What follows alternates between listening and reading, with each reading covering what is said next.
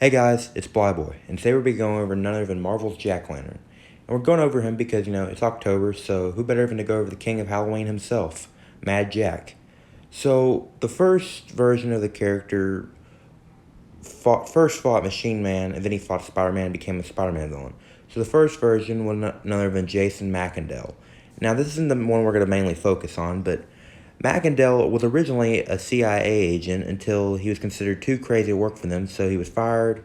Then he became a mercenary known as the Jack-O-Lantern and soon became the Hobgoblin.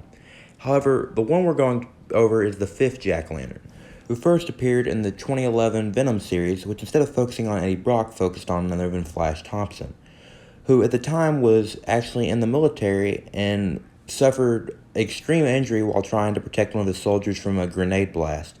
This injury caused him to lose both of his legs, which made him a perfect candidate for something called Project Rebirth, which required him using the symbiote, which soon turned him into the hero we all know and love today, none other than Agent Venom.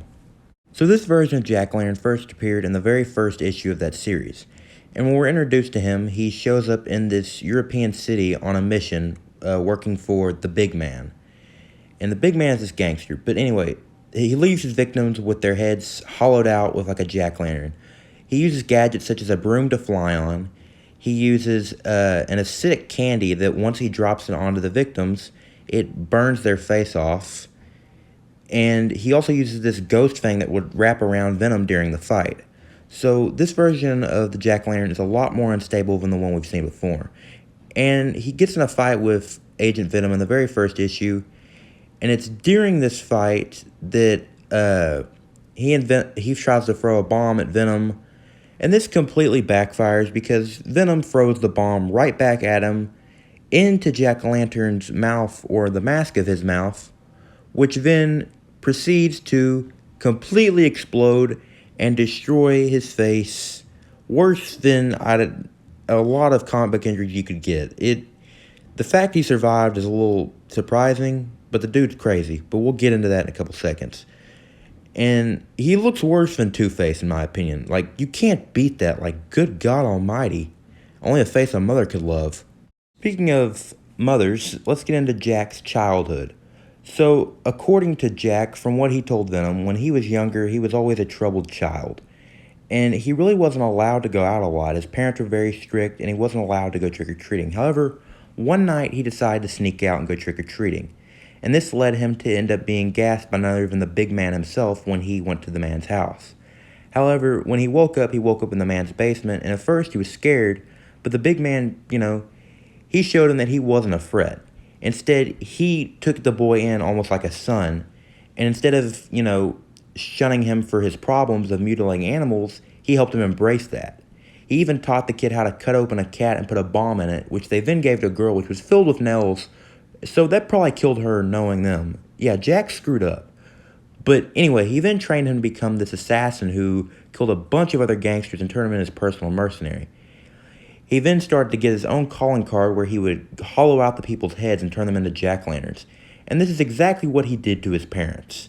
So, Venom and Jack-O-Lantern, they would get into these fights like a lot for this series. And Jack-O-Lantern even considered him Venom's arch nemesis.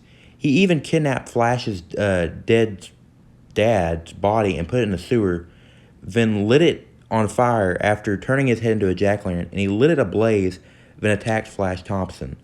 Now, this did not go over well with Flash, because one, Flash was abused by this guy, and two, you just don't pull up somebody's dead parents, it's like a big no-no.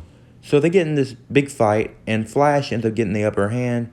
He ends up grabbing the gun and shooting Jack-O-Lantern, but he doesn't kill him. For some reason, he doesn't kill him. Jack is then taken to the raft or the vault, and he's locked up.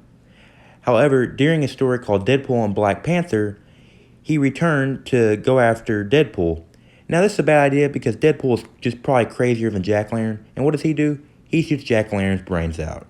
So then in Ghost Rider, Mother of Demons, Jack-O-Lantern has a short appearance where we find out he is in hell, and Lilith says, you know what, if you kill this guy, I'll let you out of hell.